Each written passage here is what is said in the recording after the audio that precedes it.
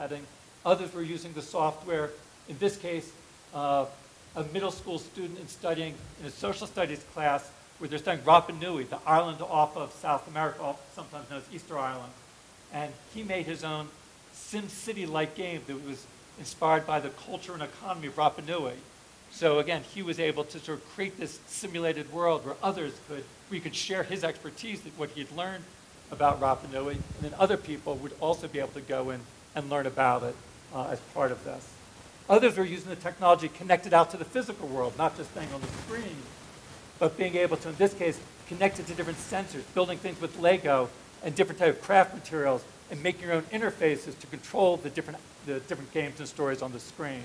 So people are both designing and creating the physical world, putting sensors and different types of electronics in the physical world to control the things that they were designing on the screen. Through all of these types of activities, the goal was always the same, trying to see how can we have a society where everyone has the opportunities to design, create, invent, and express themselves.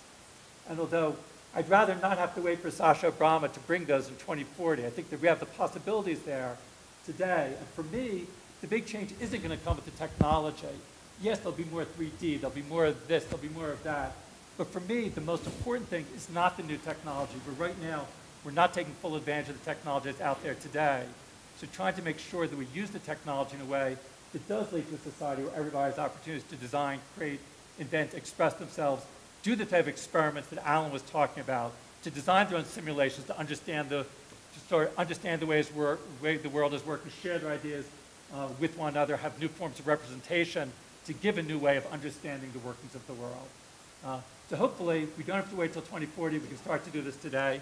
And actually, if you'd like to know more about the software that I was showing, you can go to the Scratch website to learn more about it. Thanks very much.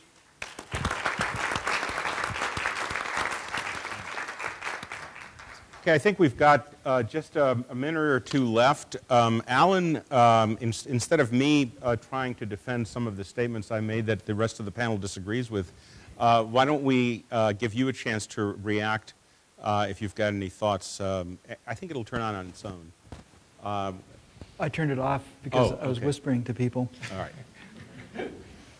Well, I think first it would be good to ask the audience if they have a question for any of us, because I've already talked at length about why we shouldn't be distracted by the cape and get zapped by the sword, and I think that's all I need to say about that. Yes? One of my frustrations, I teach Cal, and students are very engaged and creative, but I see a whole generation of high school students play all these video games.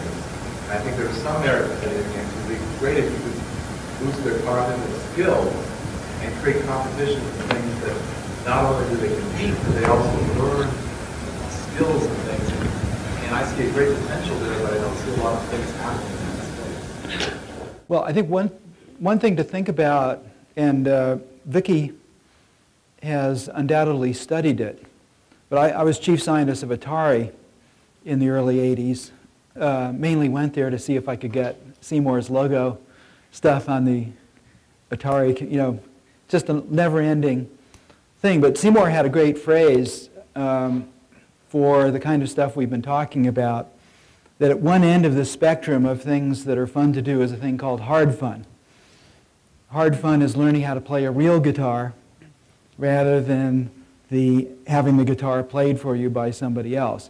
Hard fun is learning how to do real mathematics rather than doing it somewhere. So I think the big challenge, particularly in our Brave New World society, because I was so thrilled that Vicky read that thing. And actually there's some fantastic other phrases in that book, and the companion book called Disappearance of Childhood is perhaps even more an important book written about the same time. But basically, one of the ways I think about this is, look, if you go into a beautiful room and there are good-looking people on the stage and there are wonderful golden words and there's great music and all this stuff, if it's a theatrical performance, you want to give yourself over to it. That's something that was on the left-hand side It's a human universal to love theater. We've always had it, and it's an important part of being a human being. If you go into exactly the same room and even see some of the same people up on the stage and have golden words and great music, and it happens to be a political rally, you better walk into that room in a completely different frame of mind, or you're screwed, and so is your country. And so the issue here between easy fun and hard fun is not being able to replace one thing by another, but to make the choice of what attitude are you going to take when you're being barraged by some form of media, and theater is media as well. And so the complaint here, and I believe this is your complaint as well, is simply that, hey, we're completely out of whack now because, in Plato's version of the Republic, his idea was, hey, in a large society, if you let everybody follow their own instincts, you're going to cover most of the needs of the society. But he also didn't think everybody had good instincts to be governors. So he decided to withhold the franchise from everybody except a few specially trained people who are going to... Yeah, and so we've opted for something else, and because we've opted for that, we have to take responsibility for it no matter what else is going on. I believe that is the critical part, and to the extent that things that are important are like games, and some things are, we should find ways of putting those into games, including some of the hard fun stuff. I'm wondering about your thoughts about expanding the sliver of the children who are exposed to the exciting, new, innovative things that are happening in technology, when we're competing with structures like No Child Left Behind. Are you talking to... Yeah, let's let somebody else answer that. Mitchell or Karen? Vicky? Well, I'm not sure what you mean when you say you're competing with a structure like No Child Left Behind. Governmental system of No Child Left Behind Act, and then you're trying to expand the sliver. Just wondering. Here's what I think is the issue. I mean, like, I was struck, Mitchell, when you were showing the example of the things that kids have created and done with new technology. The challenge is that literally that is probably one. I was trying to think of it's one in how many kids? Was it one in 10,000? It might be one in 100,000 kids that are using technology in that way. If you looked at it from a national perspective, it might be 1 minute of use of new technology like that for every, 100 hours that are used for other purposes. So I think the challenge is money. And the challenge is the need to make a profit and to find investors in products. And I see heads shaking, so I don't. Maybe that's not what it is.